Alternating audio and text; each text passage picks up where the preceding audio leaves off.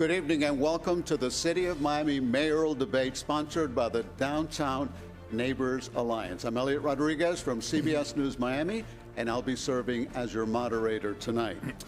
This debate is being streamed live on our CBS News Miami streaming channel, which you can find on the CBS News app, Pluto TV, and cbsmiami.com. In other words, you can watch it right now on your phone, or you can call somebody who wants to see it, text them, and let them know that they can watch this debate live right now on cbsmiami.com. Let me start by thanking the Downtown Neighbors Alliance and its president, James Torres, who has put in long hours organizing this important debate tonight. James, thank you.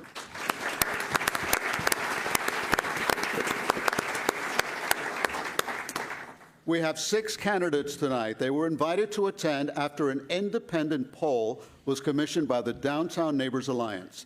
This is a common practice in organizing debates with numerous candidates. In all, 13 candidates qualified to run for mayor of the city of Miami. The ones on stage received at least 5% of the vote in the poll, and their position on stage was randomly determined just a few minutes ago. The rules of the debate are simple, and they follow here. Each candidate will have 1 minute for an opening statement and 2 minutes for a closing statement. Candidates will have 1 minute to answer questions from me. If your name comes up in someone else's answer, you will be able to give a 30-second rebuttal. To our audience, we ask you to hold your applause until the end of the debate so we can spend more time talking about the issues. So now let's introduce our candidates. Starting to my right, Joe Carollo is a former mayor of the city of Miami and current city commissioner. Alex Diaz de la Portilla is a former city commissioner, former state senator, and former state representative. Sorry, that was Ken Russell. Ken Russell is a former... Ken Russell is a former City of Miami commissioner. You guys look a little bit alike, but not that much. I don't think so. I don't think so. Alex Diaz de la Portilla is a former city commissioner, former state senator, and former state representative. Eileen Higgins is the current Miami-Dade County Commissioner for District 5. Xavier Suarez is a former mayor of Miami and former Miami-Dade County Commissioner. Emilio Gonzalez is the former city manager of Miami and Miami-Dade County Aviation Director. And now it's time for a 1-minute opening statement, starting with Joe Carollo. Commissioner? Thank you. Good evening. Let me begin by thanking the DNA and Channel 4 for putting this debate together, and all of you that are listening to us at home and are here tonight for taking such an interest in our city. I want to begin by saying that I am running for mayor because I care about the city. I know that I have made a difference in the past when I was mayor, and I could make a difference again. Let me begin by making a pledge that as mayor, I will only have the job of mayor. I will not accept nor have any outside job or income. I want to begin by going quickly in my priorities. Public safety. 5 seconds. No child left behind, tutoring for children. Time, Joe. Ken Russell? Good evening.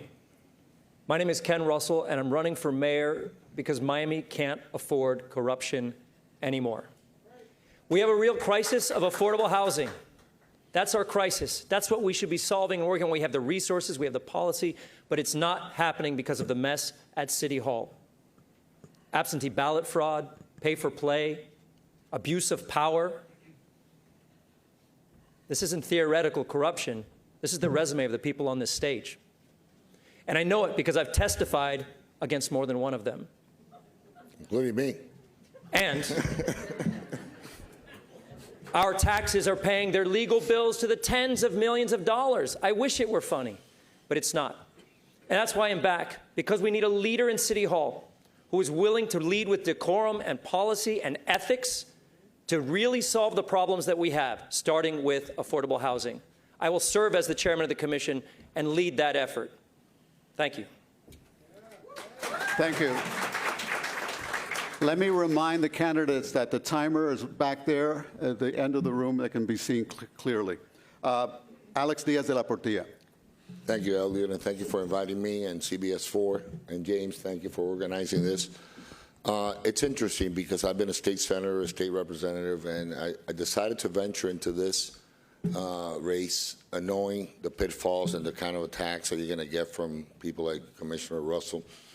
And I knew that it was going to be difficult, but I love my city. I was born and reared here. I've always been part of this city and part of this community. I have a calling for public service.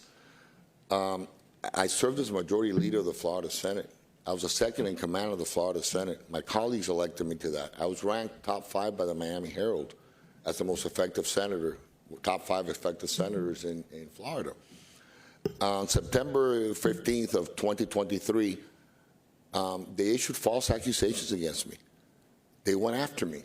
It was a weaponization of the judicial system. It was lawfare. And what happened? For 15 months. Time. Well, I'll tell you what happened later. Okay. Because I'm sure you all want to hear it. Commissioner Higgins. Good evening. I'm Eileen Higgins. Let me introduce myself. I'm a mechanical engineer, so I got my start in manufacturing.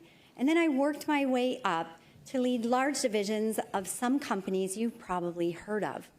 When I was in my mid-40s, I wanted to do something different, to make a difference. And I became the country director for Peace Corps in Belize and served this nation as a diplomat in the Foreign Service.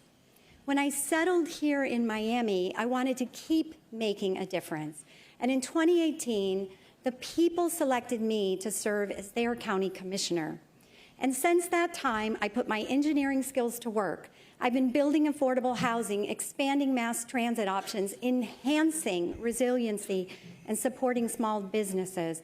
That's what I'll do as mayor, restore trust in City Hall by getting things done for the people. Thank you. Xavier Suarez. The famous political scientist Alexis de Tocqueville wrote that the stage on which the great debate is carried out in a democracy is supported by civic groups like this one. James, I congratulate you for what you've done and all the members of your board. When I spoke to him about the issue of the DDA, he told me right off the bat, I said, what is the budget? He says, 21 million plus. I said, wait a minute, it used to be a little bit over $1 million when I was mayor. Something's going on here. And I realized what was happening. Those of us in the bedroom communities of Miami have had the property values and the concomitant taxes increase 5-fold and 10-fold. You in the DDA have had that valuation increase plus a whole bunch of new construction. And that's why that budget is, perhaps, 15 times what it was in my day.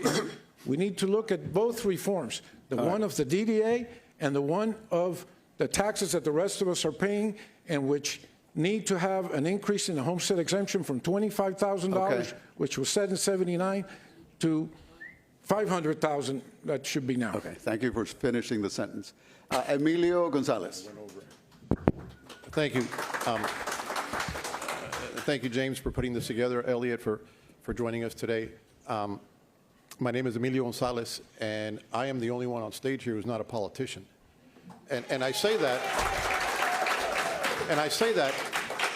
I say that because, but for me, we wouldn't be in this room because I had to sue the city of Miami to have the election that we're all competing in. We have an obligation to our city. All of us who vote here to make things right, we have to take the ship of state and point it in the right direction. We have a problem with corruption, massive. It isn't even individual corruption, it's now a cultural corruption. We have an affordability crisis. Our kids can't afford to live here. And we have issues where our families are suffering, either through daycare or elder care. I'm the common sense guy, and I vow that I'm going to bring this city back to where it needs to be. Thank you. Thank you. Okay, now it's time for questions. The first question will be directed at Ken Russell, and it's an issue actually that you mentioned. In preparation for this debate, I spent time in various Miami neighborhoods talking to people about the issues that matter most to them. And the number one issue they have is housing affordability. If you can't afford your rent, your mortgage payment, or if you're living in your car, your quality of life is impacted. Can you give me one specific plan that you have to address the high cost of housing in Miami? Thanks, Elliot. I can give you 4 plans. Because Miami has the resources and the policy to do this, they simply don't have the will. First, we let go of the federal subsidies. Miami has the resources to do this on their own, including the land, the zoning, the CRAs. We have subsidies. What we need to do is turn what is currently market rate developers into creating the products that we need. I created inclusionary zoning in the city of Miami. I was told it was illegal by other candidates on this dais, but it's not. I did it. And it's legal, and we can actually mandate it, but it's been undone by the commission since I left. The CRAs, Community Redevelopment Agencies, I created one for Coconut Grove with $500 million of affordable housing over the next 30 years, yet not $1 has been spent since I left. We have the ability to do this, we just need the will. And if the developers come with a plan and the federal tax subsidies, great. But if not, I don't want them, because the federal tax subsidies also mean that we don't get neighborhood preference, and that the housing that we create is not for those who live there. Time. We need to help people stay in their houses as well, which is the lowest hanging fruit. Thank That's you. a few plans. Mr. Russell. Alex Diaz de la Portilla, same question to you. It's simple. Ken Russell was there for 8 years. He never did anything related to what you said right now. I propose a housing authority or a trust fund that will do 3 basic things, simple things. Number 1, have developers pay into building affordable housing. Number 2, refurbish existing affordable housing. People are living in a bad situation right now. And number 3, provide rental assistance. So it's a specific plan. The only one on this day is that has an actual specific plan for creating a housing authority, when it's not called an authority, because legally you cannot do an authority. It's called a trust fund, where developers who build the high-rise, the luxury high-rises, and they build office buildings, they give that money. So it doesn't cost the taxpayer a dime. We match it with federal dollars, with Florida Housing Finance Corporation dollars, and state dollars, and we put it together. And we create a real plan that's viable and that can happen. Not promises, but actions. Okay, thank you very much. Eileen Higgins, same question. Yes. The secret to solving an affordability crisis is actually to just build housing. In my 7 years on the commission, I have already built and opened 4,000 units of affordable and workforce housing, and I have 3,000 more in the pipeline. How did I do that? I used county land, and I made sure the permitting system worked so that affordable housing got permitted quickly. The city's broken permitting system slows down the construction of affordable housing. It can take over 2 years to get a project permitted. That is bad management. That has to change. Affordable Housing Trust Fund. The county had had one for decades, and it never worked. I wrote the legislation that activated it, funded it, and it's building thousands of units across the county now. It's also very important that we have programs that keep people in their homes, whether it's weatherization programs or programs to put on a new roof when they need one. And in my role in the county, we have set up revolving loan funds at 0% interest to make that happen. It's my top priority at the county. It'll be my top priority at the city. Time's up. Thank you. Xavier Suarez. When I was elected mayor in 1985, the city of Miami had not spent $25 million for affordable housing that were approved by the voters 10 years before. I initiated the effort to do that, and we built them very quickly. We also kick-started the Overtown CRA, Southeast Overtown Park West, which has come to fruition now, and at this point, 40 years later, is building 4,000 units and rehabbing 4,000 units. But what to make it affordable for all the rest of us, okay, what we need to do is to raise the homestead exemption.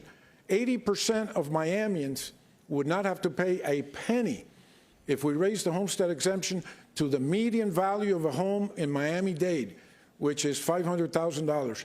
I'll be talking a little bit more about the different people that are supporting this, but it's going to happen. And anyone on the stage that doesn't support it does not deserve your vote. Thank you. Emilio Gonzalez. Thank you. Xavier, 80%, I would settle for 100%. I think that the issue of affordable housing is directly tied to the issue of real estate taxes and the issue of death taxes for our children. We live in a situation right now where people can't afford to live in their homes. Worse, our future generations, people that graduate from FIU, people that graduate from they have to leave. They can't afford to live here. They can't afford to rent. They can't afford a mortgage. Elliot, your daughter and my daughter went to high school together. Try and have somebody at FIU with an education degree stay here and teach at our public schools. Where are they going to live? We need to attack the real estate tax issue. We need to attack the death tax issue. We need to make Miami affordable. Yes, you can build additional housing. Yes. But that's not going to solve the problem. All that does is create more government housing or more government subsidized housing. Let's be bold. Let's work, for example, with the governor. I want to abolish all real estate taxes, and it can be done. Time. Commissioner Carollo, on the issue of affordable housing. I don't think anyone can deny that affordable housing is our main issue. People can't live in Miami anymore. They can't have their American dream. In fact, just recently, a few days ago, it was reported that not only are we lacking affordable housing, but we're the #1 city for the most expensive restaurants in America. I have amassed over 2,500 units, land for over 2,500 units, to start building affordable housing. 500 plus are underway. But more so, I had the commission approve $250 million. $250 million so we could buy land and build on that land housing so that our workforce workers can live in it, buy it, keep the American dream alive, and Miami for the Miamians. And we then, once they get the mortgage, get that money back and then reinvest it in more buildings that we build so people could have their own and own their own house. Time's up. Thank you, Joe. The next question is to Alex Diaz de la Portilla. Flooding has become a major issue in South Florida. I've lived here a long time, and I don't remember these many floods in this city, specifically in parts of Miami that include downtown, Edgewater, and Brickell. Do you believe climate change is responsible for the increased flooding in Miami? And what specific plan do you have to deal with it? Well, first of all, I think we need to follow the science. And the way we do it is by creating a task force of scientists. Depoliticize the issue. Don't talk about whether you're a Democrat or Republican and, the hoax or not the hoax. Have a task force that comes in and tells us what we need to do to address resiliency, to address flooding, to address all the issues that we have. It's very easy during a political campaign to talk about this issue or that issue. It's not the same thing to find solutions to the problem. And the problem is solved by having the experts come in from the University of Miami, from FIU, from Florida State University, from different places that come to us and tell us, this is what needs to happen, this is what you need to do, this is a plan of action for you. You have to be smart enough to know what you know and what you don't know. And when you bring experts in, the experts will tell you, hey, this is what we need to do to solve this problem. So my proposal is a task force, which I've talked about already for months, to tell us what the science tells us and what we need to do to move forward. Okay, thank you. Eileen Higgins? Yes. Yes, climate change is causing this. What that means for us here at Ground Zero for this is we have got to act, and we have got to act decisively to make sure that our neighborhoods don't flood, right? That's the thing that we are confronted with the most. That means in some cases we're going to need to install a lot more pump stations. Brickell is an area that we all know needs more pump stations, but there's neighborhoods like I represent in Little Havana that use them. It also means we need to change the materials we build with. We have just passed and changed permeable pavements as an important component of building in Miami-Dade County. I just was at a house literally this morning in Little Havana where they paved it over. They tried to do pavers and permeable pavements, and the permitting department and the building department refused to allow that. So now we have a slab of asphalt ready to flood versus something that can help us with drainage. There are millions of ways that we can build better and smarter to save ourselves from flooding. Thank you. Xavier Suarez. The experts that Alex was mentioning include possibly the #1 expert in this area. That would be Brian McNulty from the Rosenstiel School.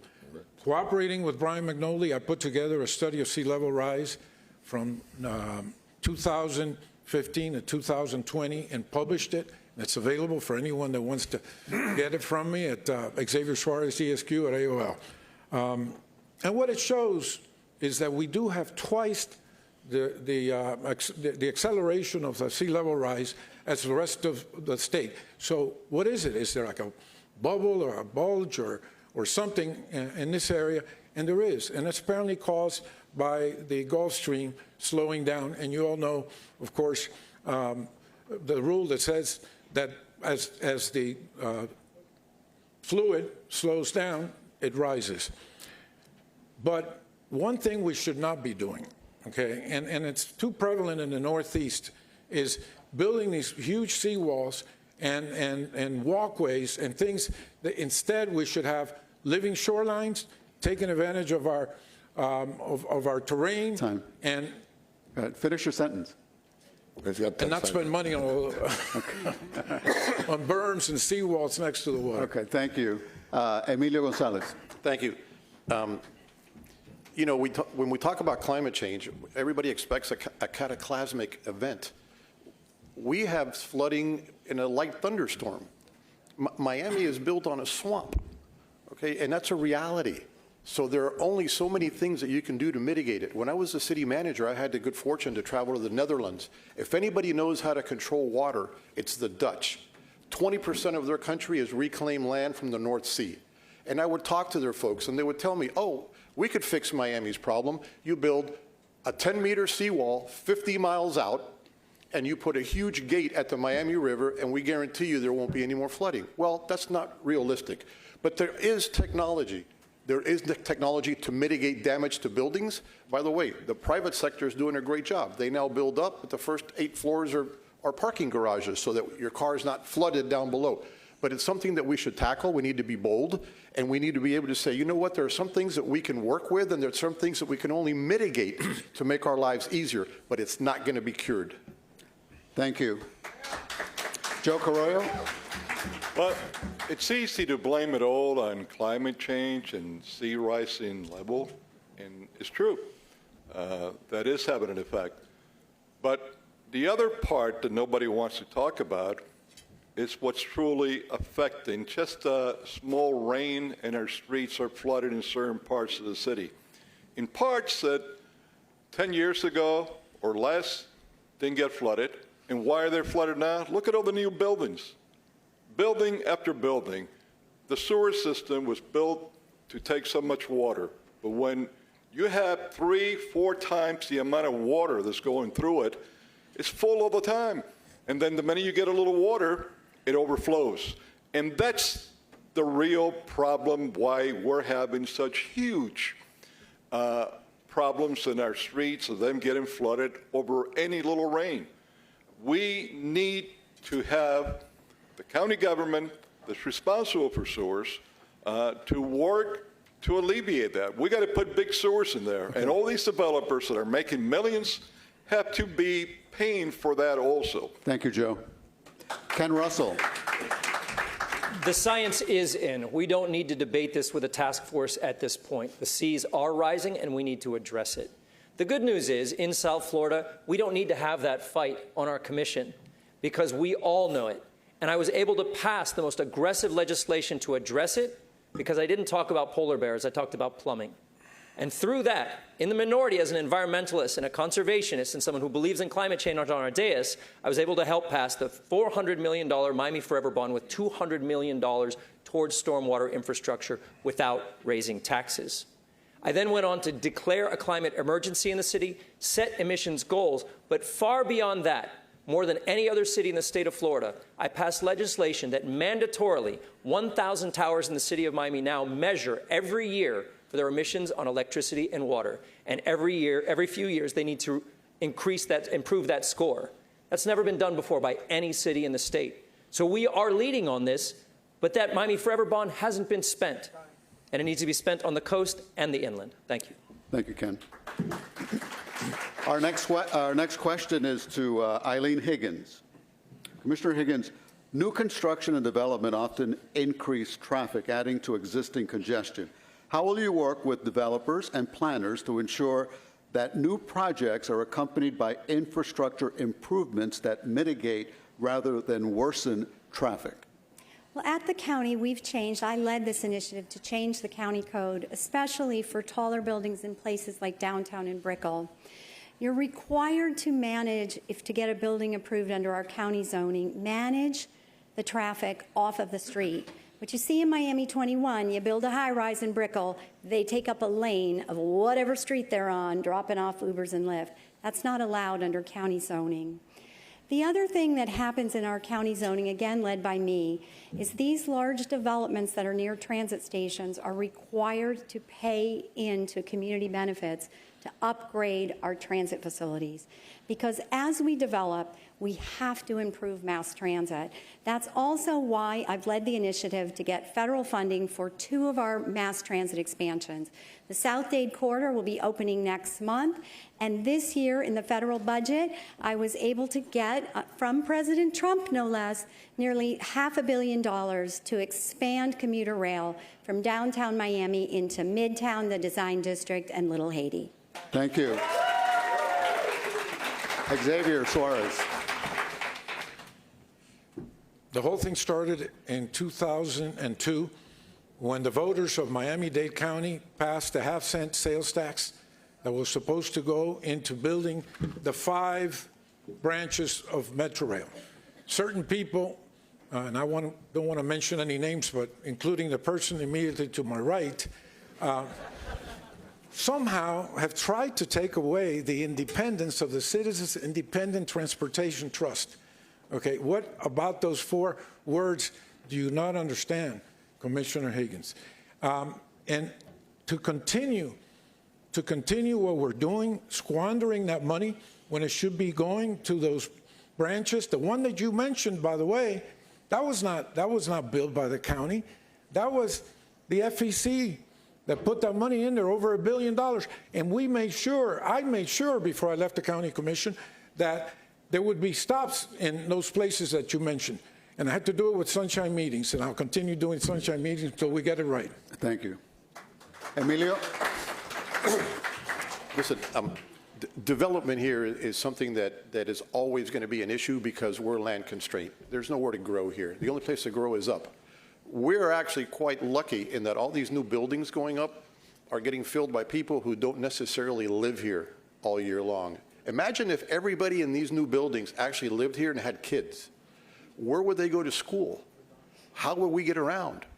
What I'm saying is I have no problem with growth, but it needs to be smart growth, and we need to think through. As we start building new facilities, we need to start talking to the actual developers and get them to understand that this city can absorb only so much. By the way, Miami can probably absorb a lot more high-rise buildings.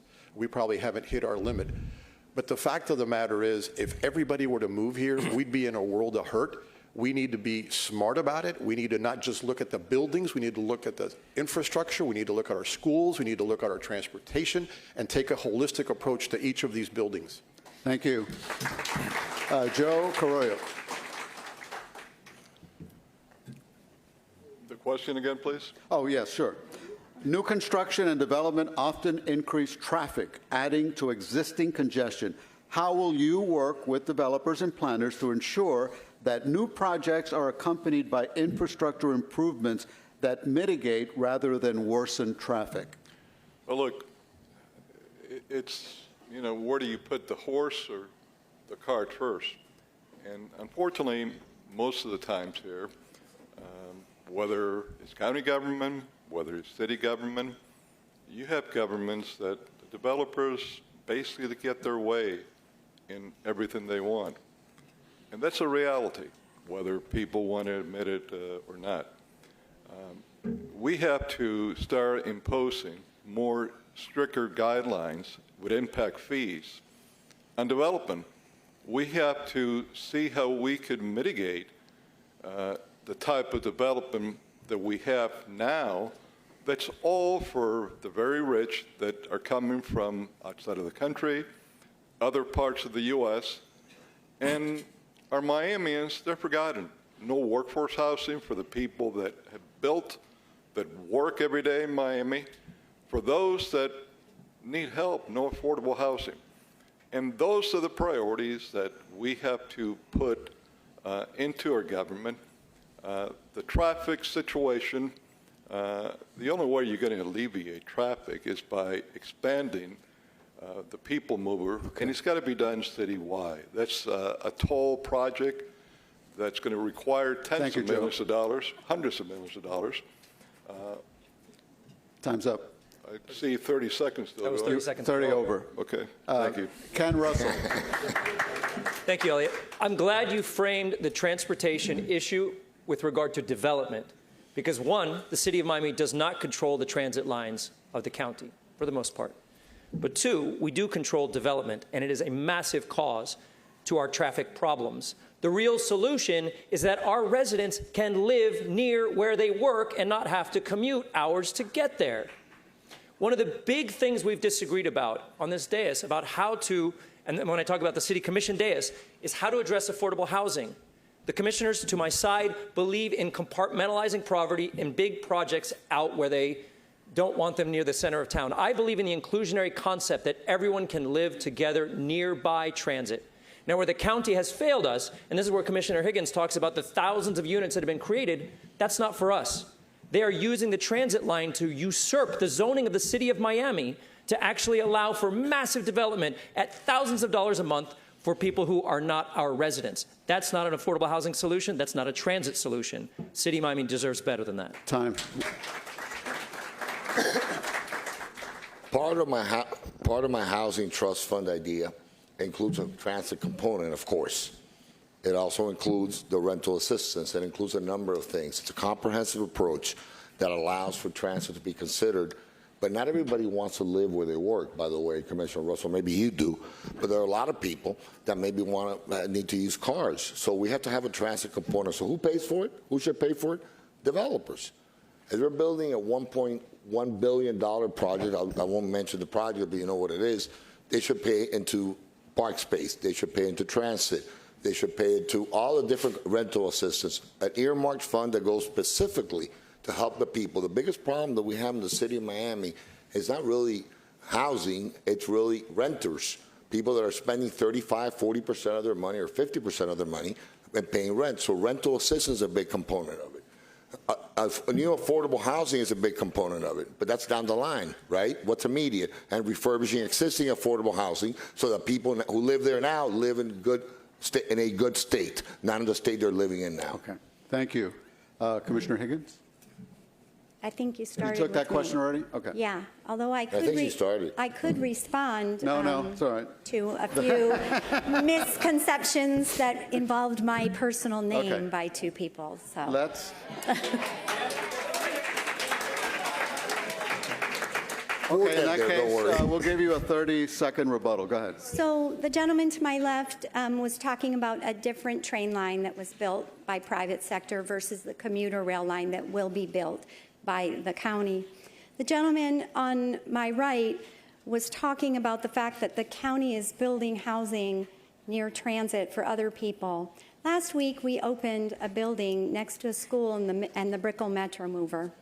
92 of the people that live in there are elderly seniors making very low incomes and pay $200 to $300 a month in rent.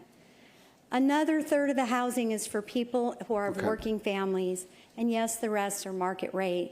I spoke with a gentleman and I said, where were you living before this opened? And he told me in his car.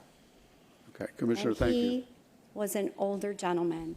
This is why building housing near transit is the most important thing we can do.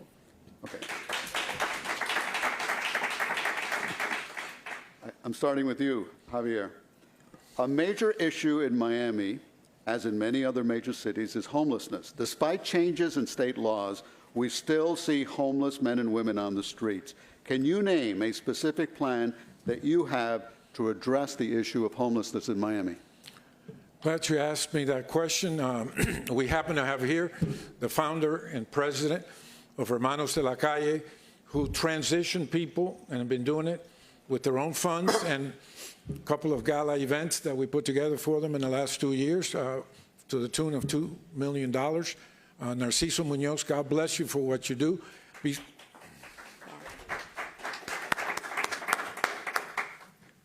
It took the governor to call me and Alex Pinellas many years ago and say, if the two of you had a committee on homelessness, and if you both serve on it, we will put together a plan to fund homelessness and the Homeless Trust and to pass that tax. They have 1,800 units, and we just did the, let's see, I have 5 seconds, see if I can get this out. We just did the latest survey of homelessness in Miami. It's at its lowest point ever, a little bit over 400, and a lot of it thanks to Hermanos. All right, thank you. Emilio. You know, up until the time that I served as city manager, the city of Miami was operating under something called the Pottinger Agreement, which greatly limited the ability of our police department to tackle, and I say that in a very charitable way, to tackle the issue of homelessness. People were sleeping on the street. People were pitching tents on the street. That agreement was probably in effect for maybe 30 years or so. And we thought, hey, Miami has grown. Miami has matured. Our police department is better. Let's go back to court. We took the ACLU back to court. We won. And we allowed our city employees to go out and treat the homeless. I have to tell you, there is nothing compassionate about having somebody defecating all over themselves on a sidewalk. There is nothing compassionate about having somebody die on a sidewalk. And I've got to tell you, my grandson was accosted by a homeless guy who definitely needed help. And for whatever reason, our city's hands were tied. We have an opportunity to work regionally. And by the way, I need to finish this point, Elliot. Miami is the only city, basically, in Miami-Dade County that has homeless. You know why? Because all the other cities ship their homeless here. Okay. And we need a regional approach, and we need to talk to the other cities and say, you have to put up. Okay. Commissioner Carollo. Well, Pottinger was taken out by the courts because when I became a commissioner, I asked the commission, which they approved, to bring it to court, and it happened. Look, Maurice Ferre Park, when I was chairman of Bayfront Park, we had over 100 homeless people there. We took care of the situation in a humane, respectful way where not one person complained. Now there's no homeless there at all, or for that matter, Bayfront Park. One problem that we do have, and I've stated that many times in the commission, is that we're getting hundreds of people being sent to us by other parts of the county, the state, and nationwide. And that's why we've had such a constant, nonstop problem with homelessness. We in the city have put out tens of millions of dollars for homeless programs. I have been proposing tiny homes so that we could get those that want to leave the streets out of the streets, but that's the problem. There's so many that their problem, why they're homeless, is the drugs that they took and the effect that it's had on them. Okay, Joe, they don't thank want you. to leave the streets. Ken Russell. Thank you. With under 1,000 in the streets and 4,000 in shelter, we have a bottleneck to get to extremely low-income housing. The epicenter of the crisis is downtown Miami, where we have a downtown development authority with near $20 million budget. As mayor of the city of Miami, I would veto any DDA budget that does not spend 25% on the homeless. 25% of that $20 million could go a long way toward real treatment to get people out of homelessness, into shelter, out of shelter, and into extremely low-income housing, back on the rung of the ladder. I would not militarize the police against our homeless. Any one of us could be one medical emergency away from homelessness. And so recognizing the safety and cleanliness of our downtown is priority, but remembering that homeless people are people first and homeless second is absolutely paramount. And then we can solve the problem together. Alex Diaz de la Portilla. Great soundbite. Thank you. Throw more money at the problem and don't find a solution. Spend more 25% or throw numbers out there and not find a solution. Everybody knows that the homeless issue in Miami is because of mental illness and drug addiction. So what's a solution? That's a homeless people. Well, you're going to argue you want, but I'm not debating anybody here. So the homeless issue in Miami is a lot of people with mental illness and addiction. And what happens is that if you don't have real solutions to how you rehabilitate them and how you give them the care they need, like Jacksonville does, like Fort Lauderdale does actually, you don't throw money at the problem. What you do is you find a real solution. You give them the psychiatric care they need, the drug rehabilitation they need. You take them to the right place, not by putting them in a house and not doing the other part of the job, which is to train them and to get back up on their feet. That's a solution to the problem. It's long term, it's more visionary than what you said right now. Send $25 million. Okay. Really? Is that the way it's going to work? Thank you. We're not going to send them to an island. Thank you. No, we're not saying that. Nobody's saying send it to an island. What we're saying is that we have to rehabilitate them, that we have to give them the mental care they need, the psychiatric care they need, That's what we're saying. I have to give Ken Russell a rebuttal. Go ahead. When I was in office, the solution presented by these two gentlemen was to arrest the homeless and send them to Virginia Key. That's not so. That's We not never true. said arrest. That's not true. It started with a systematic group of legislation that would not allow the homeless to be in our parks and to arrest them if they didn't listen and take shelter, and then to find a place to put them, and Virginia Key was that choice. It was a horrible decision, a horrible choice, and I'm glad this community pushed back on it, because we do have solutions that are compassionate yet effective. And you can't do it for free. Okay. The Homeless Trust has $60 million, and they can't get it done. But he couldn't stop it. But you couldn't stop it. 30 seconds. What did you do? The solution that me. Mr. Russell presented was that we would buy them all condominiums, $350,000 apiece. That's what I said. That was his solution. Like in New York. Now, the other stuff that he said is hogwash. It wasn't true. We don't want to go out there and arrest people for the sake of arresting people. We were talking about putting tiny homes in a good area that was going to be temporary. They told us we didn't have any water, we didn't have any sewer, which was a lie. Joe, it was right next door. Did you? I gave you a rebuttal, didn't I? No, he mentioned me. He mentioned me as voting for something. So, all right, 30-second rebuttal, and we got to move on. When you have a feckless commissioner like Commissioner Russell, for example, who was unable to stop anything, all he does is complain about why things happen this way or happen that way. I have 30 seconds. And you Give me 30 more after that now? You didn't do anything about it because you were never able to get a majority of the vote in the commission. You weren't able to convince your colleagues to vote a certain way. So everything you complain about, you allowed to happen. You weren't able to stop it. Okay. How are you going to do anything as mayor if you can't stop something from happening? All right, Alex, time's up. If you don't agree.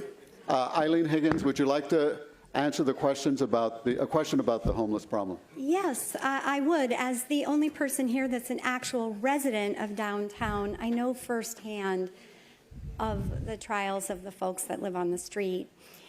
I also know that the city of Miami Beach is shipping their homeless to the city of Miami because over 90% of the people that are headed to the jail are coming from Miami Beach, and no other town is doing that. One of the things that is extremely important is the Homeless Trust, Lazarus Projects, all of these people are providing services, is that after they provide services on the streets, that there are permanent supportive housing for these folks. Many of them will not go into shelter. And so I led the effort at the county to buy 2 older motels and retrofit them into small efficiencies. And may I tell you, both of those are not in the city of Miami, because the county has a homeless problem and they cannot force all of the solutions on the city of Miami. It must be shared collectively. And so those are under construction and opening now. Okay. They will not only have a safe place to live, but they'll have all the services they need. Thank you. Perhaps drug addiction services, Thank you, perhaps mental Commissioner health Higgins. coaching. Executive Thank you. Suarez. I'm not sure if I'm rebutting something, but He already did that. You already answered. The next question. but you know, if the 3 of them over there are going to have a separate debate, maybe the 3 of us over We can do here. our own thing. All right. The next question. The next question goes to Emilio Gonzalez, and this is just by pure chance that I'm asking you this question that has to do with you. The city of Miami tried to move this election until next year. That effort failed after Emilio Gonzalez took the city to court and won. But the fact remains that having the election in an even-numbered year would result in higher turnout and save the city money. If elected, would you support changing City of Miami elections to even-numbered years, and how would you do it? Excellent question. We need, first of all, I think we have so many problems in this city. Why somebody wants to die on that beach to move an election when other things are much more important? Secondly, moving an election to even number years means that at some point, that's going to be a presidential election. So that when Emilio Gonzalez runs for city commission, I'm going to be on the ballot with the president, the governor, the senator, member of Congress. I'm going to be on page 14, which means nobody's going to know about me. I won't be able to raise any money. And so what does that do? You may increase voter turnout, maybe, but you also diminish the number of candidates because only people with existing PACs and money warehoused can run for office. I think we need to study this. I have no problems. If the voters want to go to even number years, fine, let's do it the right way. I read the city charter. The city charter says you can't just do it arbitrarily. It has to go to the voters. And when it goes to the voters, let's make it an informed decision. Effective what year? 2030, 2032? Let's prepare for it. Okay. But the idea that you can do this retroactively and say, oh, by the way, all you people that announced, too bad, we're moving the election. No. And not only did I think that was wrong, 4 judges thought that was wrong. Okay, Emilio, thank you. Joe Carollo. Well, Elliot, when you say the city of Miami voted to put this in the ballot an extra year, you forgot to say that this commissioner was against it from day one. And the only reason that I didn't file a lawsuit earlier because I didn't have the standing to do it. I wasn't a candidate. But we should have transparency, since that's the other cliche word that's used so much in this campaign. Where did the hundreds of thousands of dollars to have the attorneys to file this lawsuit come from? Did it come from the $500,000 in Mission Miami PAC that comes from a New York investment firm that has a lot of business and investments to invest here from foreign institutions and individuals? These are the kind of things that we need to know now, not later. But I was against that. I am against that. And as far as even number of year elections, that's up to the people. But if we're going to have it, let's have the run-ups also in the same time. Because right now, if we go to an even year election, run-ups are in December when nobody goes out. So what have we accomplished? Joe, your time's up. And now I have to give Emilio a rebuttal. I think that you mentioned, how did he raise the money for his legal case? Is that right? Yes. Yes. Thank you. First of all, Joe, I haven't paid my legal fees yet. Secondly, I received a donation from a company that actually has no business. It's my firm. They do no business in Miami. They do no business in the state of Florida, and they believe in me. Unlike you, you've been shaking people down for 40 years. Okay?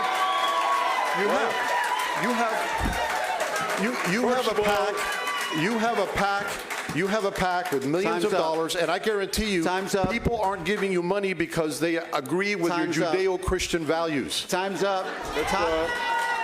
Wait. Time's up. Please, please. Hold down your applause because it's just taking valuable time. And now I have to give Joe Carollo a rebuttal. Go ahead. It's ingenuous to want people to believe that a company that's an investment firm with foreigners is going to give someone $500,000 just to... Wait a minute. This is a democracy. You let me speak. These are the people that want to support this guy. Is this how he's going to run City Hall? All right. No. Look, I need the time that I'm allowed to speak. Oh, no. He brought people here precisely to do that. Okay, guys, stand by. Stand by. Billy, everybody else, stand by. All those questions will be asked. Stand by, please. Ken Russell, you're next. No, I didn't even get a chance to finish. Let's start screaming. You had 30 seconds. Give Ken Russell a chance. I did not finish because they took over my time. I'll give you time coming back. No, I need it now while it's here, Elliot. That's the only fair way. All right, finish it up. Go ahead. Basically, you're going to tell me that a company that's never done business in Miami, that is correct, is going to give you $500,000 because they believe in you so much. That company is going to do it because they're going to have a puppet in their hands so they could use him throughout the country, the world, to bring more clients. And he's going to be their consultant, making money on the side besides being mayor. Okay, and if he were mayor, they wouldn't hire him for that. Joe. Secondly of all, Joe, I need to let him show one person that he claims that I shook down for a penny. He knows it's a lie because he was manager there. If he knew that, he could have reported it. All right. Okay. Ken Russell, I need to get this moving, otherwise we're never going to get the questions. Ken Russell, go ahead. This ridiculous display is exactly why we need reform. Yes. It's not about the personalities on this stage. It's about the system of government that we have that encourages the dynasties to come back over and over again and control Miami. And the way we get there is constitutional reform of our charter. And this move to even year voting is the way to do it, just not the illegal way that gives commissioners and the mayor an extra year in office for themselves. The right way is what StrongerMiami.org is promoting. That has a shift to even year voting starting in 2028. That would affect our terms, and I'm fine with that. And it would move us to where even year elections. But it's also has to do with smaller commission districts. We are the largest city in the country with only 5 commissioners where a bully can control the whole agenda. Now, when you combine smaller districts, that means a grassroots candidate can walk and knock a 50,000-person district against any amount of money and still win, just like I did. Ken, thank you. Alex Diaz de la Portilla. Thank you, Elliot. I agree with Ken on this. I agree that we should have even number elections, even year elections, because I think more voter participation is an important part of the process. I don't agree with the whole dynasty argument. It's a complete bull argument, by the way. In a democracy, you don't have dynasties. It's not inherited. People go and vote. Whether more people vote in an even number year or not, number year, but people vote and they select their people. So it's not a question of dynasties. That word dynasty is used over and over again. It doesn't happen in a democracy. People go and people vote. People go and people vote. Hey, they pick Alex Diaz de la Portilla, Joe Carollo, Frank Carollo, or Miguel Diaz de la Portilla. That's fine. That's their choice. That's not a dynasty. That's not a dynasty. That's an election. It's a democracy. And that's what's beautiful about it. Anyone can run when they want to run, with money or without money. But at the end of the day, people pick and people choose. The more voter participation, the better off we are. Obviously, that's why I agree with even number year elections, right? Alex, thank you. So that's what it is. Where's the Mr. dynasty if people are voting? Well, I think it's pretty obvious from this discussion that she would absolutely, positively have elections in even number years. I've said from the beginning that when I become elected this November as mayor, I will put an item on the commission agenda reducing my term by 1 year so that the mayoral election can be moved to 2028. I realize there is also an initiative being led by the residents. You probably got a mailer asking you to sign a petition to you make sent. our districts smaller and more representative. Many of you here live in downtown and Brickell. Our neighborhood has been purposely divided into 3 commission districts to silence the voice of the urban core. This Stronger Miami initiative would bring us together and allow us to finally have 1 representative. I encourage you to sign it. I have. I encourage you to think about it between now and when the election comes, because you can make up your mind then. Time. But we need even number years elections. I'm not Thank afraid you. of being on page 14. Xavier Suarez. I'm not sure what you would call a situation where a son leaves office and then his father runs for the same seat. Inverse dynasty, maybe? I don't know. I was mayor 40 years ago. I think my son was 8 years old, you know. But in any case, back to Stronger Miami. I was the first person on this stage to support Stronger Miami and to support and to give him $2,500 contribution, by the way, which with my modest PAC is a lot of money for me. I think Commissioner Higgins came and Commissioner Russell came after that. I do agree with Emilio. I don't think he gets a rebuttal when we're agreeing, right? That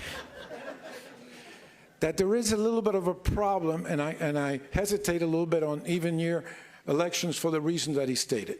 I discussed that with the editorial board of the Herald, which has the same concern. But people want reform. Let's give them reform, and let's put it on the ballot. Of course. Xavier. Thank you. Now it's time for us to take a break. When we come back, some of the issues we'll tackle: the conduct of city commissioners during meetings, future of the Miami Marine Stadium, and we'll talk about the Downtown Development Authority, a big issue in downtown Miami and Brickell. We're going to take a break and we'll be right back with our debate. City of Miami Mayor.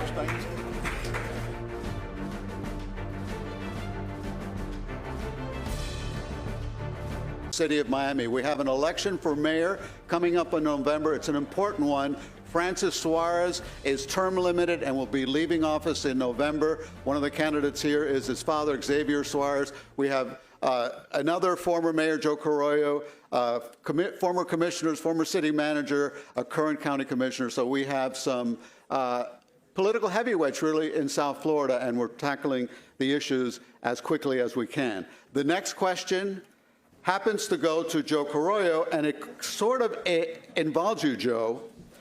The conduct of our city commissioners often leaves much to be desired. During commission meetings, we have seen personal attacks and shouting matches between commissioners. And on at least one occasion, you, Commissioner Carollo, and Commissioner Gabella almost came to blows, and had they not been separated by the sergeant-at-arms, it could have been worse. Do you condone this type of behavior during commission meetings? And what would you do? I was going to ask to control behavior. What would you do to control your behavior? Well, let me, I'm going to ask you a question in the reverse. What has the media, like Channel 4 done, like yourself done, to be objective and truly show the facts and hold the one accountable?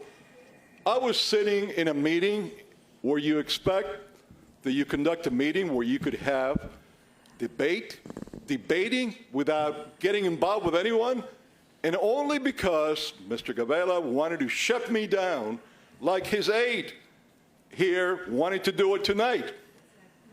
He launched at me, coming at me. Look, what did you expect me to do? Just stay sitting there so I could be pushed down from my chair? No, I had to get up. But the aggressor was Mr. Gavela, and you and others in the media didn't say anything. Why? Because it wasn't Joe Carollo. You wanted to protect him, and that's part of the problem of the corruption that we have in this community. Okay. Media that doesn't want to report, media that wants to protect and hide much of the real corruption that's going on. Okay. Ken Russell. Ken Russell. Our sergeant at arms were probably the smartest at policy because they knew which agenda items would end up in fights, and they'd start moving closer to the dais as these items would happen. Listen, what we need is an adult in the room, and we haven't had that because no mayor has sat as the chairman of this commission in decades. They don't hold the gavel. They believe their soft power is to hand that to a commissioner who is a legislator. They're not there to be a leader. When I was there passing legislation, that was a different job. I'm coming back to run this commission as it's written in our charter. The mayor is the presiding officer of the commission. And when they forego that responsibility, they leave the kids to play. The teacher's not there. The food fights begin. And by not having a vote on that dais, you can be the leader and whip those votes and set the agenda and rule with decorum and ethics and vision for the city so that we all work together.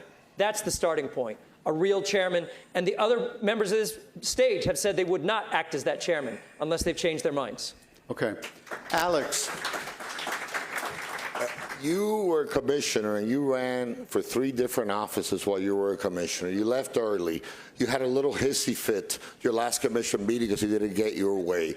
You're not a leader of the commission. You never were. For 8 years, you never led in the commission.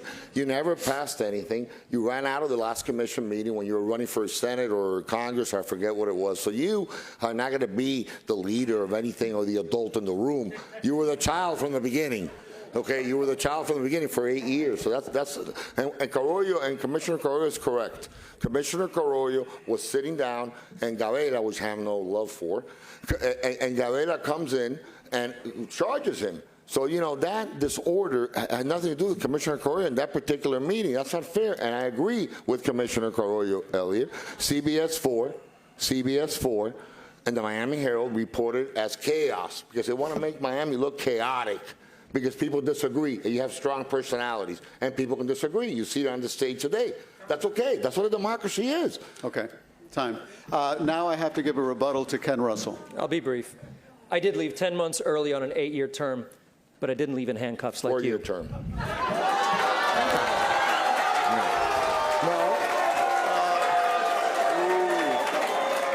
Okay.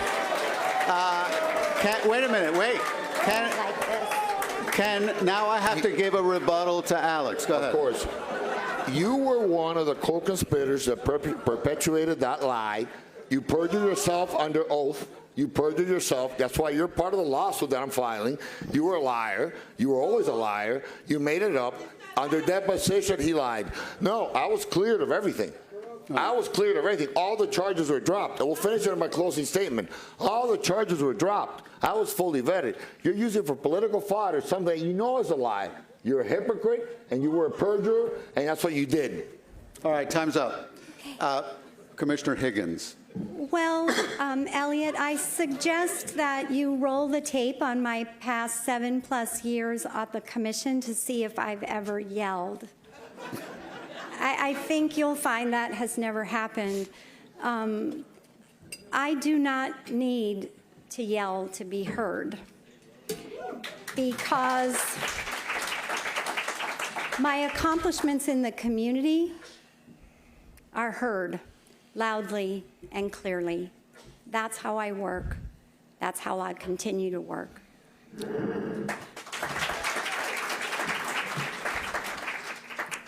Xavier? One of my ads makes reference to the fact that there's a new sheriff in town, and it's the same as the old sheriff. Let me tell you what I did.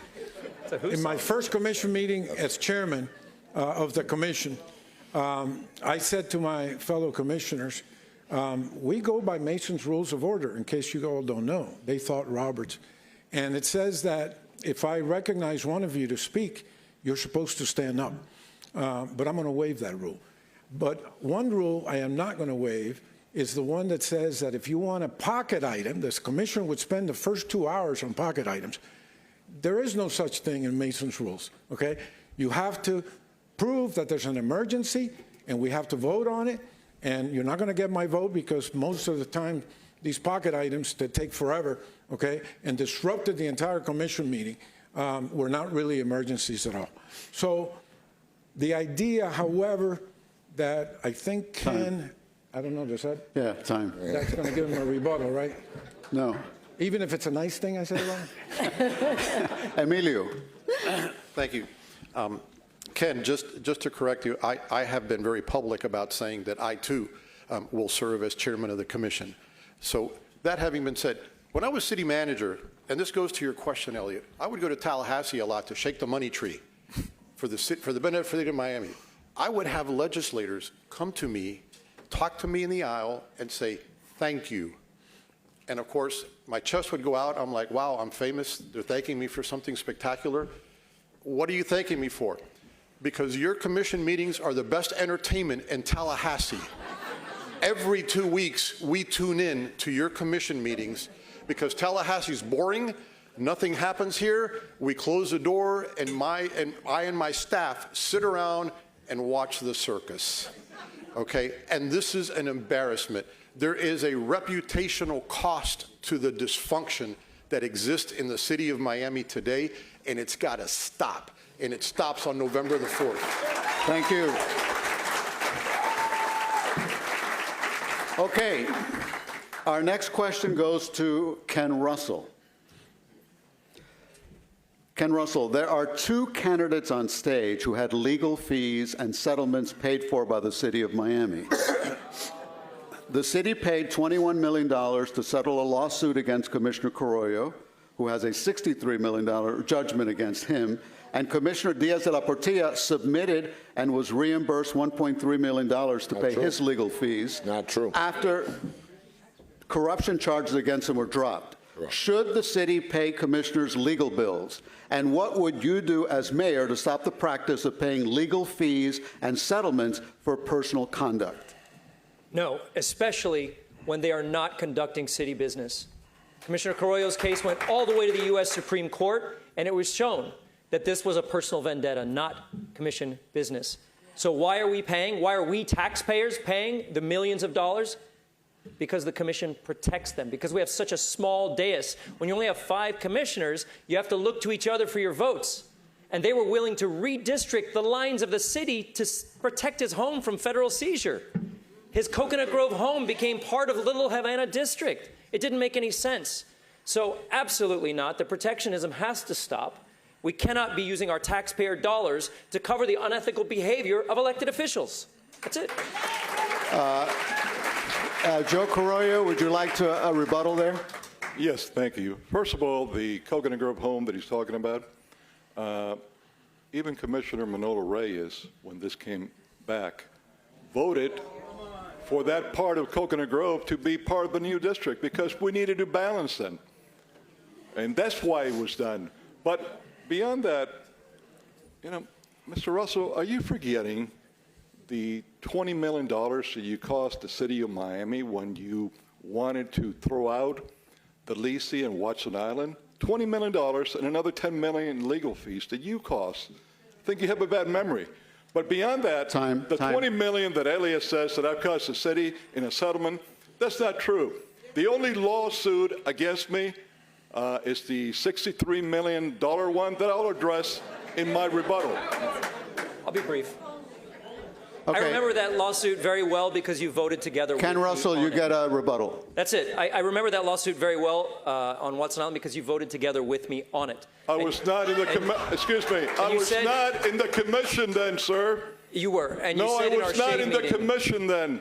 Yes, you was. I think you said in our memory shade meeting that faults they you have again. to be held accountable You were because not in the commission the department then. was enabling their malfeasance. And so I will always hold development accountable when they violate our rules. 15 years after an RFP and that development hadn't moved an inch, and they wanted to extend their lease again. So he no way. agreed I'll hold that them he to the mat cost every $20 time. million Alex Diaz de la in attorney's Portilla. fees.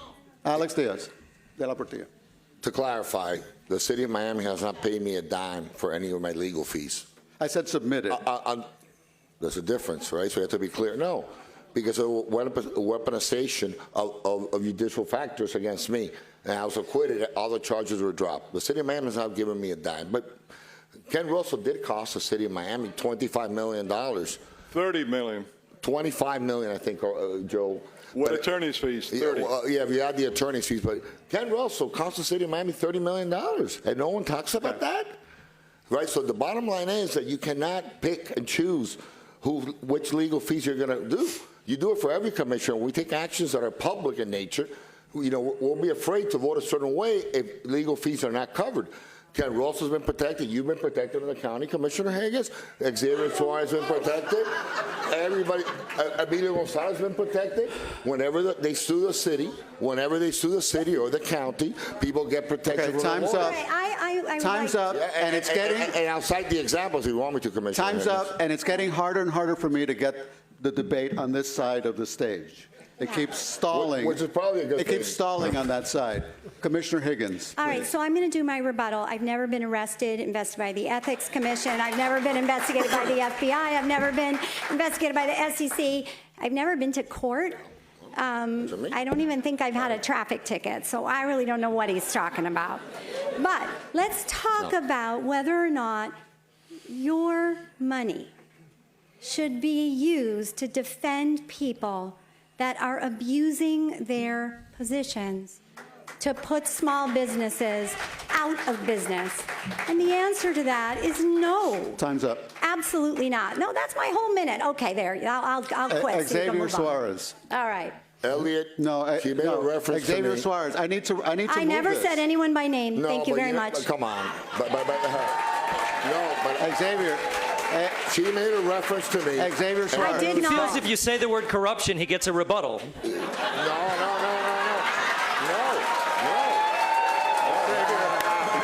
Espérate, wait. No. No. I need to get Xavier Suarez to answer this Yes, question. Mr. Suarez. Xavier, would you like me to repeat it? Are we rebutting? No, you haven't I'm answered on. I'm at bat. Go ahead. Go ahead. When I was elected, we had a 3-person coalition that stopped all the improper rezonings, and that also stopped all the lawsuits against the city. As soon as I left office, after 8 years of not a single criminal indictment against anybody on the commission, despite a few that may have come a little close, as soon as I left office, okay, all the hanky-panky began again, and there were, I don't know how many people ended up in the big house, but a city manager, commissioner, et cetera. I was the sheriff. I made sure that things got done right, folks.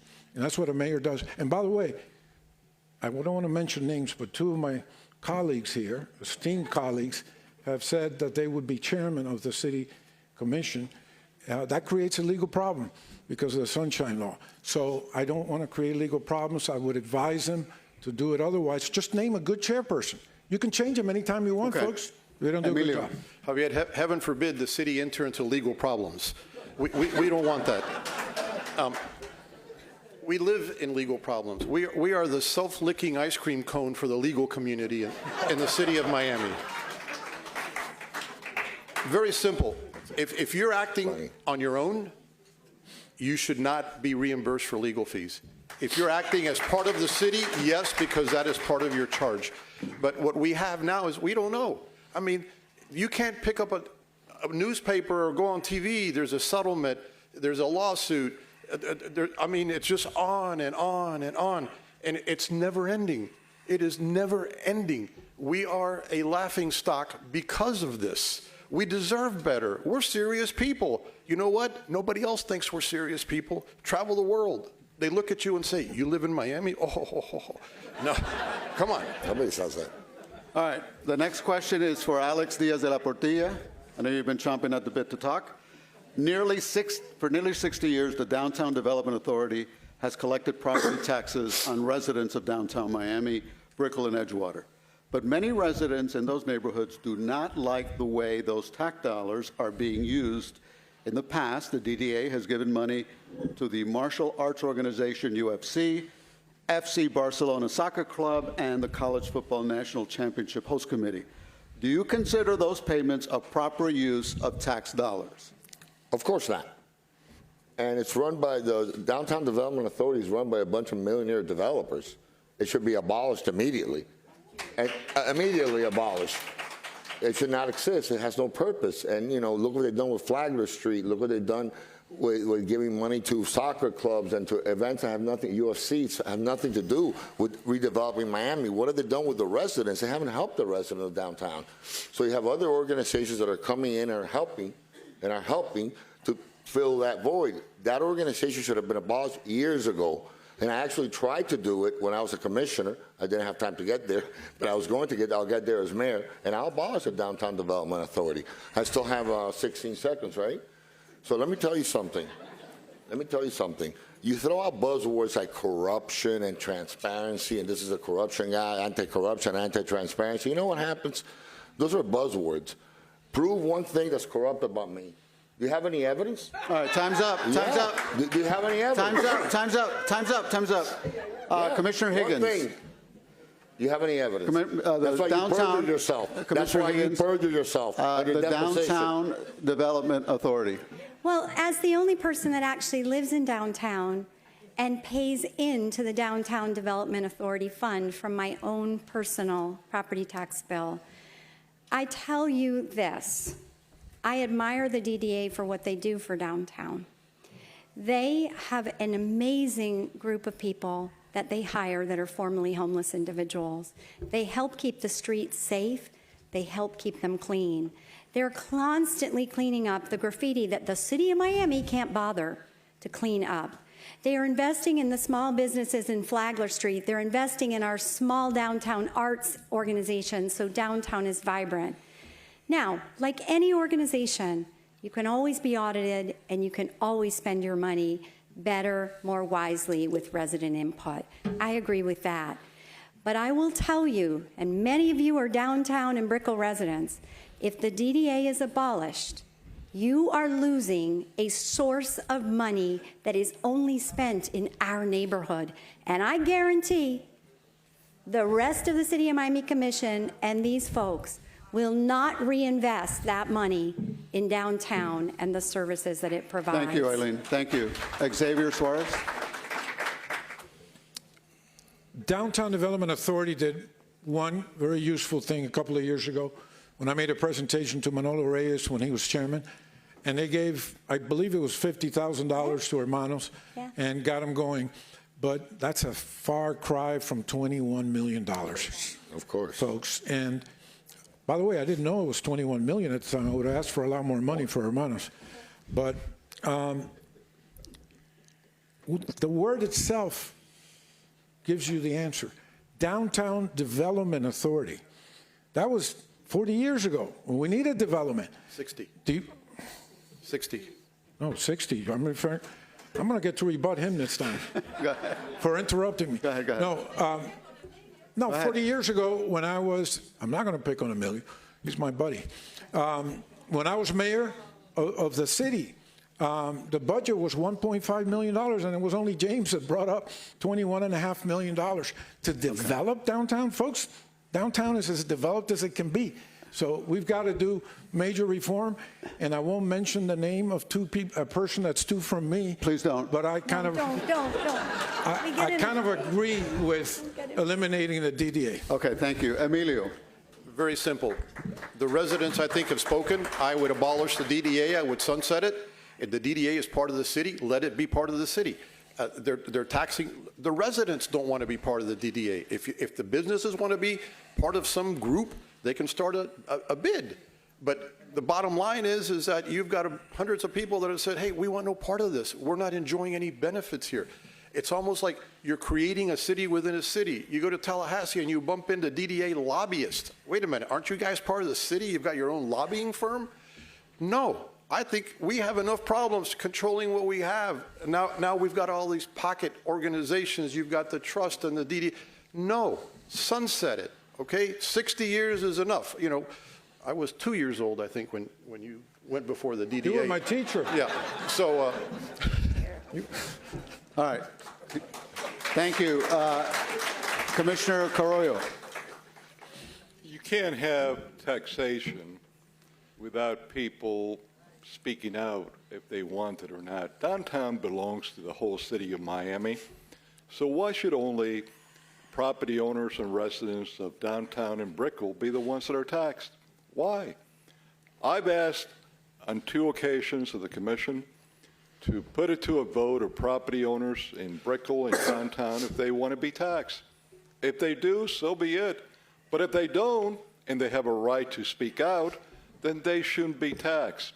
58 years is a long time. 58 years ago, when the DDA was founded, you didn't have any developed downtown Miami. You didn't have all these residential buildings and more.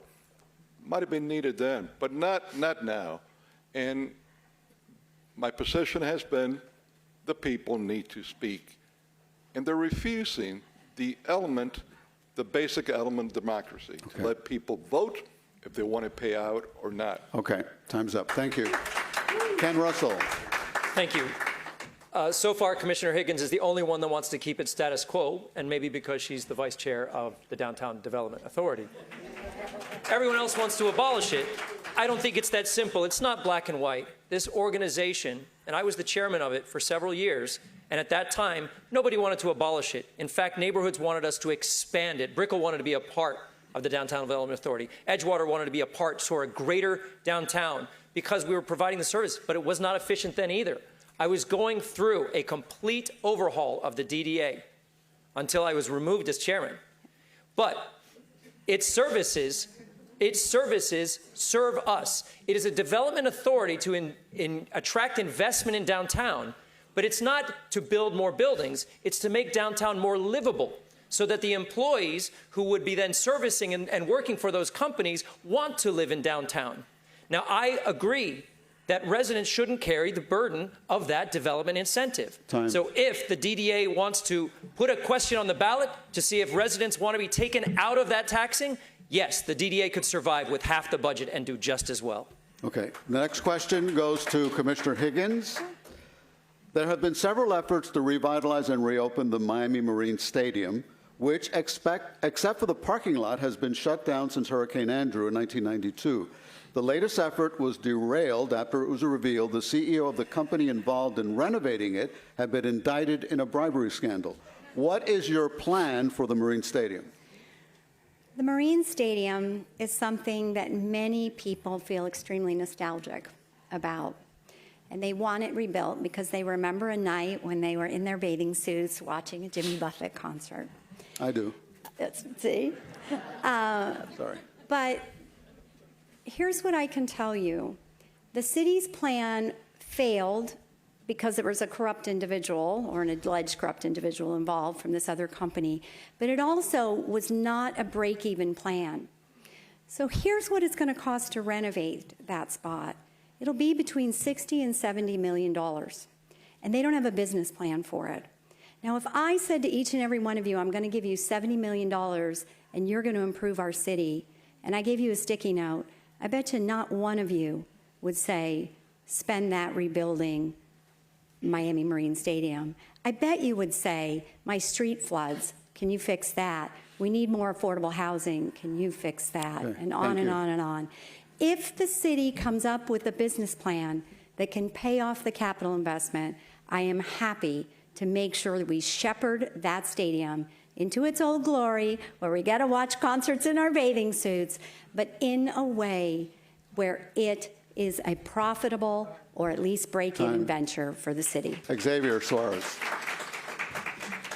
In 1992, after Hurricane Andrew, the city manager came to the commission and asked us to approve demolishing Marine Stadium. And I said, you know, I'm just a mechanical engineer, Yeah, the two of us. not a civil, but it looks to me like that structure can withstand any kind of wind.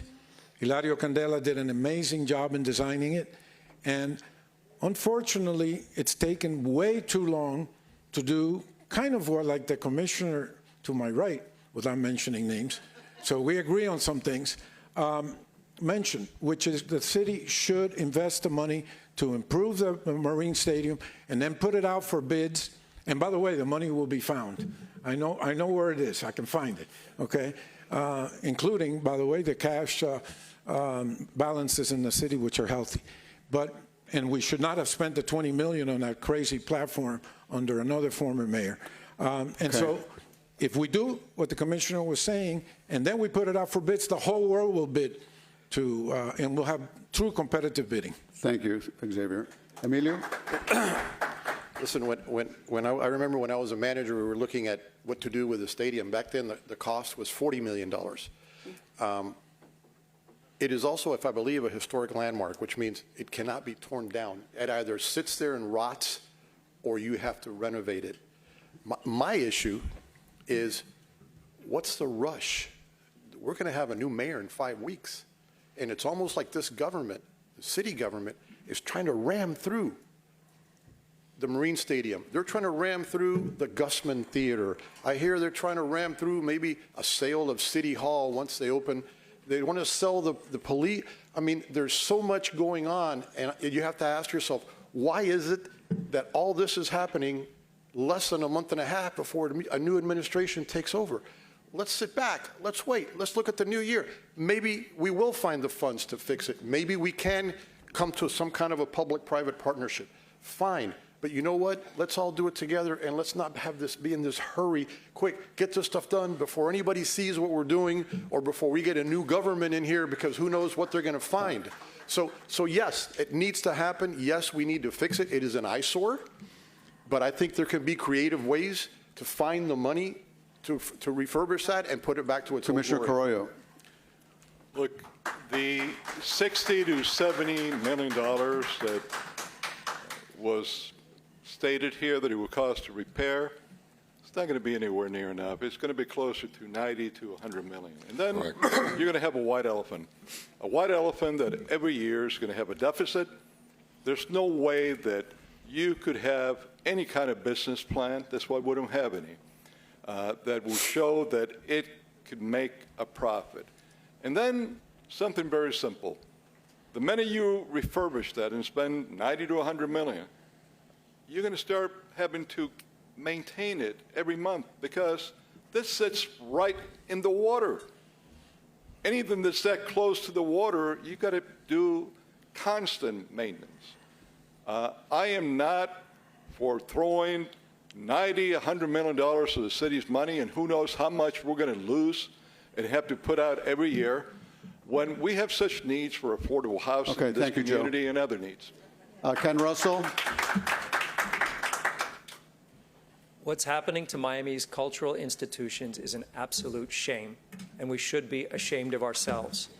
Not everything is meant to make a buck. Not everything. The highest and best use, which is our charge, our responsibility for our assets, doesn't always mean what makes the highest profit, what has the brightest lights. Our cultural institutions are worthy of our investment.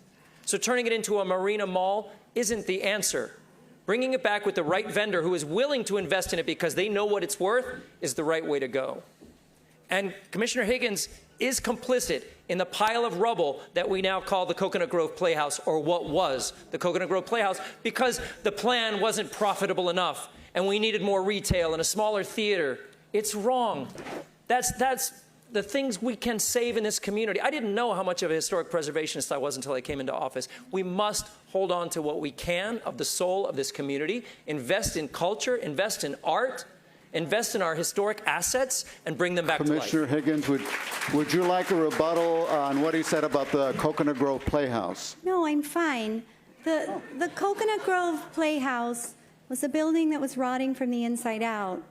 It also had over 800 seats, and the county was really looking at a way that we could have a cultural institution that reflected the size of a venue that would be beautiful. And we have a wonderful theatrical organization that's locally moved, that will be their new home once the renovation is done. And I'm very pleased that my colleague, Commissioner Regalado, was able to work to make sure that we preserve the facade to the historic level it deserves. Thank you. Alex Diaz de la Portilla. Thank you, Elliot. Spending $100 million in the Miami Marine Stadium's total stupidity. It is misplaced priorities. We have homeless issues that we're dealing with. We have affordability, housing affordability issues. We have police protection issues, and we have to hire more police officers. And to say, because of a cultural reason that you come up with, to spend $100 million on renovating a stadium, that's absurd. It makes no sense. It makes no financial sense for the city of Miami. Does anybody here really believe that spending $100 million in Miami Marine Stadium is more important than affordable housing? It's more important than more police protection? It's more important than the climate issues that we're dealing with? Is that more important? So sense of priorities are important in politics. And when you're mayor of Miami, you have to prioritize. Some things are really important, and some things are not that important. Okay. You would like a rebuttal? I'll be brief. We can do them both. It's not a binary choice. We have a near $4 billion budget right now. We can do them both. And giving away the Gusman Theater for $10 to Pitbull's charter school is not cultural preservation. It's not cultural preservation. We're talking about Miami Marine Stadium. Focus on the issue, not on something else. Okay. The next question goes to Xavier Suarez, and it's actually our last question. I'm ready to sit down. That wasn't nice. Okay. In March of last year, the city of Miami was awarded a $60 million grant by the Biden administration to build the I-395 underdeck and Heritage Trail linking Overtown to Biscayne Bay. Mayor Suarez, Francis Suarez, called it the biggest grant ever awarded to the city of Miami. Fast forward to August of this year, the Trump administration pulled the $60 million grant, leaving the project in limbo. What would you do as mayor to salvage this project, or are you okay with breaking a promise to the residents of Overtown? I'm glad you asked me that question because I answered it in an article in Miami Today a couple of weeks ago. Some of the money from the DDA might be able to be allocated to do that, because one of the things that we need to do is not only to revive the underdeck project, but to connect it to the other side of Biscayne Boulevard. And I have a proposal for that, which is cut and cover and take it underneath like great cities do, that they have seaside drives and they connect to the ocean on the other side, or to the lake in the case of Chicago. So again, my email is Xavier Suarez, ESQ@AOL. I am a lawyer. By the way, I've saved the city a lot of money in legal fees. The Pottinger case, I argued to the judge. Leon Kellner was the city attorney, and I said, I think I can present a solution to this. So that article is for real. It can be done, and we need to revive the underdeck. Emilio? Thank you. I think that we should attempt to revive the underdeck at $60 million.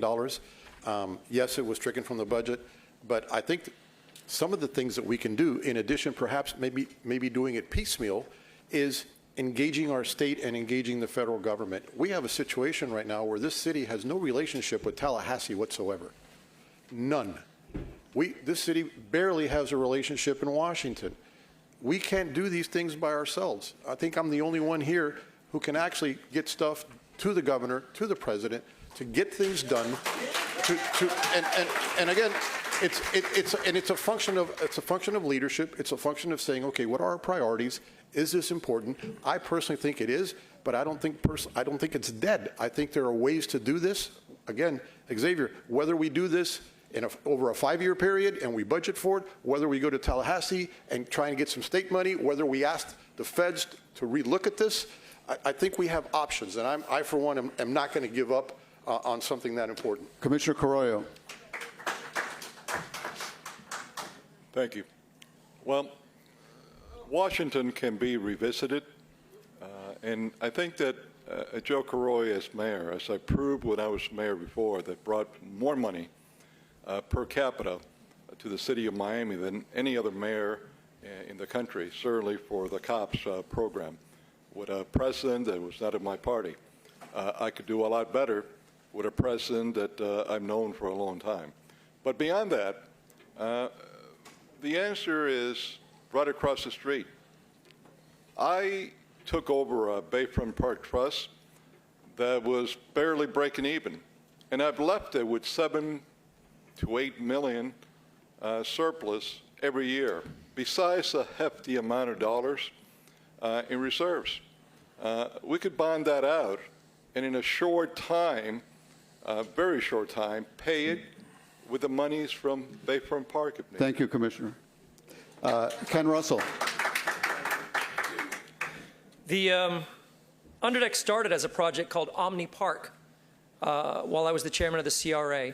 And it was just a few urban activists who got out there on mowers and planting plants and showed that a activated area could eliminate slum and blight for a community that was worthy of it and deserved it. Years later, that resulted in that grant from the Biden administration for $60 million. And when Trump came in and started to roll those things back, anything that had the word equity in it started to get erased. And because it was serving Overtown in a purpose of equity to reconnect them where I-95 had torn them apart, it was erased. But the city was delinquent because the wording of the way the big, beautiful bill was supposed to take out unallocated funds. This was allocated, but it wasn't grabbed by the city. We've had that grant for over a year, and they have not taken the money, started the work, or allocated it. So the city is delinquent, and all they did was write letters of like, oh, well, we lost it, we'll find a way. No, we need to fight back. And I'll give Emilio credit for fighting the lawsuit, but his relationships with Tallahassee and Washington are what will hand this city over to the state and federal government in a way that will not serve this city. Time. Alex Diaz de la Portilla. Thank you, Elliot. When you were fired from the Omni CRA as chairman, and I replaced you, I was dealing with the underdeck issue for 2 years. And what happened in those 2 years was that Miami would not provide the maintenance dollars, and Miami-Dade County was not cooperating with us. So those relations that were critical to maintain and to build the underdeck and maintain it after it's built never happened.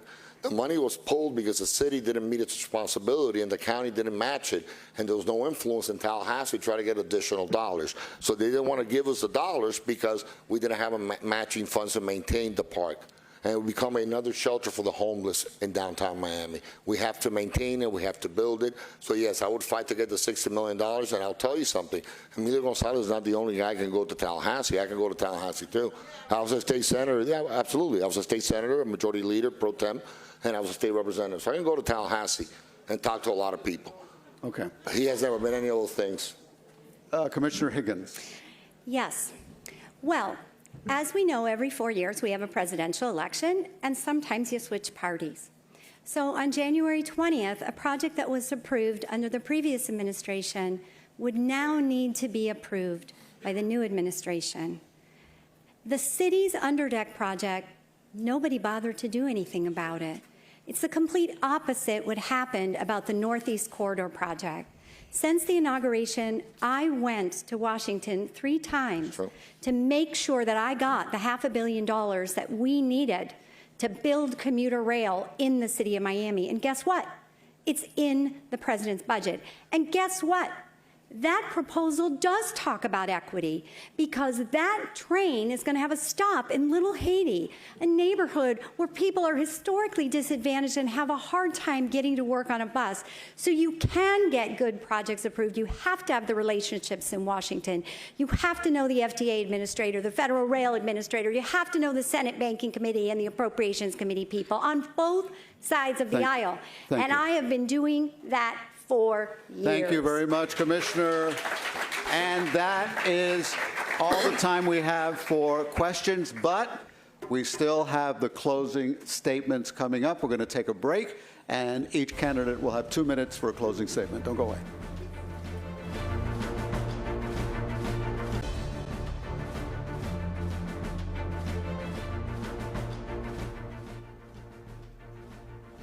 Okay, welcome back. We are closing in on the end of tonight's debate, but before we do, we want to give each candidate an opportunity to give a closing statement. We've talked about a lot of issues, but guess what? There are many more in the city of Miami, many more that we did not have a chance to delve into during this debate. However, now the candidates have 2 minutes each for a closing statement, and we're going to start with Emilio Gonzalez. Thank you, sir. Thank you all for being here. I spent 26 years of my life in the military, and during that time I had the high honor and personal privilege of serving on the teaching faculty at West Point. And for those of you that have visited West Point, it is probably the most iconic university in the United States. And it's also very distinct because not only is it a university where we teach academic skills and we encourage intellectual curiosity, but we also study and train for war. And in addition to that, we have a special obligation to instill in our students, men and women, a high degree of character. Character above all else. Cadets are required to memorize a cadet prayer, which is quite long. But the gist of it is that they are taught to increase honest dealing among themselves. They are to live and rise above the common level. They are to always strive for the harder right instead of the easier wrong. And they should never be content with a half-truth when a full truth could be won. Those are nothing really spectacular for those of us that were in that environment, but it's just common sense. We've talked about a lot of things here, but the bottom line is leadership. The next mayor of the city of Miami is going to be the leader of the city of Miami. It's going to be the person who's going to set the stage, set the tone, set the tenor, and more than anything else, be responsible for our national and international reputation. The great Pope John Paul once said, and we all remember the quote, "Be not afraid, be not afraid." But right after that, his quote was, "Never settle for mediocrity." And that's what I ask of you. Never settle for mediocrity. If everybody in this room had been in a coma 30 years ago and woken up today, they would recognize half the names on this dais. Time's up. Because we haven't changed and we need to move forward. Thank you very much for your attention. Elliot, Xavier Suarez. Elliot, We're going that way. I think you get a rebuttal. No, not during You've been closing. here for more than 30 years. I think that was with you. You get a rebuttal. All right, Xavier Suarez. There's a saying in politics, lead, follow, or get out of the way. I choose to lead. And the issue of making Miami more affordable begins with increasing the homestead exemption. I'm not the only one that is in favor of this. Our state representative is the chairman of the select committee that's taking it to the legislature. The Speaker of the House supports it. The chairman of the county commission, who's a Republican, supports it. The vice chair of the county commission, who's a Democrat, wants to do twice the amount. Folks, this is going to pass. This is going to be extremely important. Anyone that is on the stage and doesn't support giving property tax relief to the citizens of Miami does not deserve your vote. Now, colleague to my left, he's mentioned my name once and I didn't get a rebuttal, but it was a nice mention, wants to do it by eliminating all property tax. And I've heard who proposes that. The governor's not going to carry the day on this. It's going to be the legislature and the county commissioners and the city commissioners that prove that it can be done. In closing, I want to say I thank you again, James. This is a magnificent stage for the Democratic debate. Very well planned, except for the 2 minutes only to go to the bathroom break. That's not fair to Ellen.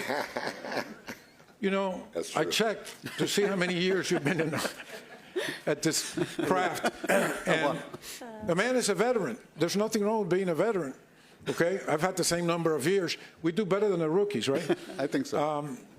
Finally, I want to thank you, the citizen activists. You are the front line of democracy, and by being here on a Tuesday night, on a weekday night, you prove that democracy will work in our city, and we'll elect a great mayor coming up. Hopefully, not one of my opponents, but in any case, democracy will be at work. Thank you, and God bless you all. Xavier, thank you. Commissioner Eileen Higgins. Well, thank you very much. You all have a lot to think about in the coming weeks as you evaluate who you will vote for. And there are choices. So if you want someone that spends their days twittering and TikToking, that'll be on the ballot. If you want someone that spends all their time in court due to scandals and corruption, you'll find that on the ballot. If you want someone that's already mismanaged the city, you'll find that on the ballot too. Is that me? But if you want something different, if you want someone that sets the alarm every day, gets out of bed, goes to City Hall, and works for you, I promise you that I will do that. There'll be no yelling. There'll be no drama. It'll be quiet. It'll be determined, and it will get results. I would be so honored to serve as your mayor, to restore trust in City Hall and get things done for the people. Thank you so much for caring about our city. You are the reason I'm doing this work. Thank you. Alex Diaz de la Portilla. Thank you, Elliot. I want to thank CBS4 and you, Elliot, and James for this forum. I think it's a great opportunity to express our views. I think transparency is a very important issue. I'm not going to finish the story. I think everybody has read it in the paper about how everything was dropped against me. So it's interesting. But it's interesting. It's interesting because let's talk about transparency. If you believe in sanctuary city status for our city, she's to my left. If you believe in defunding the police, she's to my left. If you believe in cashless bail, she's to my left. If you believe in making Miami into a Portland or a Los Angeles, Chicago, she's to my left. So what's transparency about? Telling people what you believe, telling people what you think. You could be a Republican or a Democrat. If you believe in somebody putting a $400 million hole in a county budget, she's to my left. So what happens at the end of the day? In closing libraries, she's to my left. So it keeps on happening. You say something to people, but you do something else.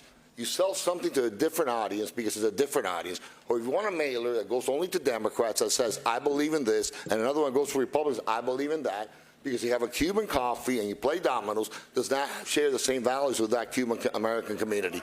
So if you want someone who tells you who he is or who she is, that's transparency. When you know who you're voting for, when you know what people believe, you know what their ideology is. If you want someone that will tell you the truth and will tell you what he or she believes, that's what you want. Because when you go vote, you have to vote for the person.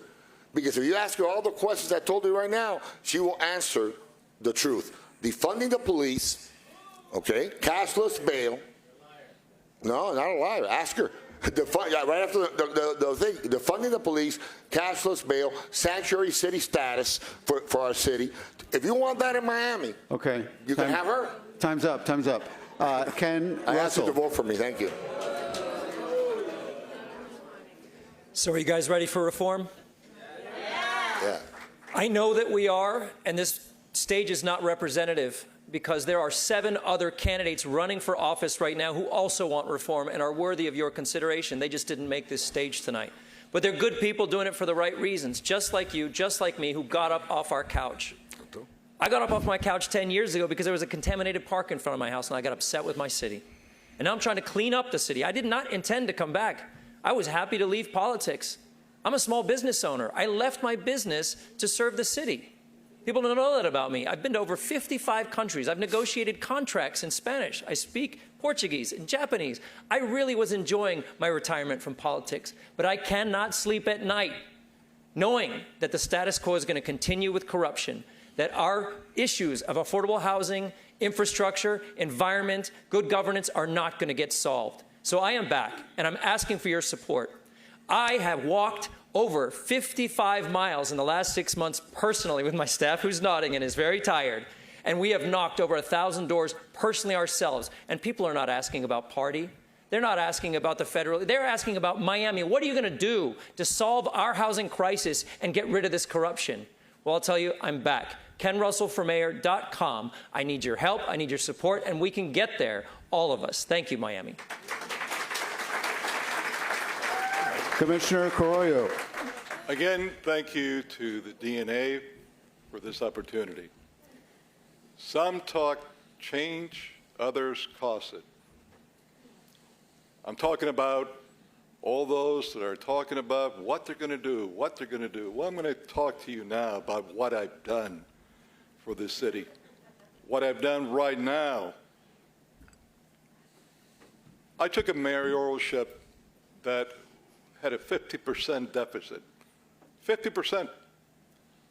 The FBI, the U.S. Attorney met with me to tell me that your city manager, finance director, commissioner, lobbyists were going to be arrested. I knew it already. I told them, I know. They were surprised. Well, I let them know who was the one that was spreading it out so they know who from inside was saying it. So seeing that, I figured, let me look at the books, see what's happening. And I brought in Mayor Sturheim, former county manager. I brought in many others. And soon enough, we found that we had a 50% deficit. Well, I left the city as mayor with an 80 million plus surplus. Since I left mayoralship to today, you have gotten $663 million in each year it goes up in the recurring revenues from what I brought forth as a mayor.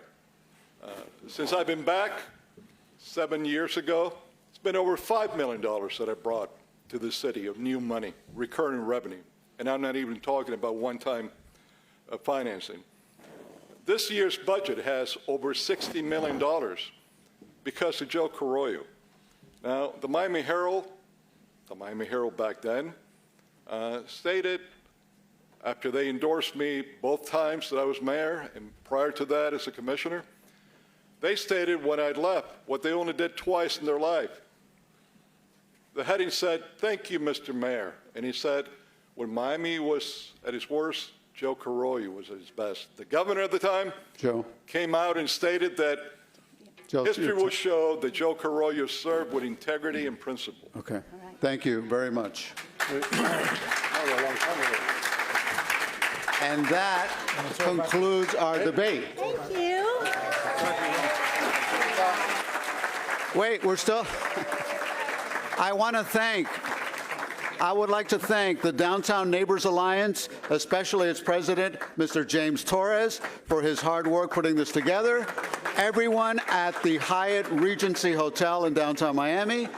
Do not forget, Election Day is November 4th. Early voting dates will be announced by the Miami-Dade Supervisor Elections. And I would repeat something that the candidate said. There are 7 other candidates who did not make the threshold for this debate. I urge City of Miami residents to look at all the candidates for mayor.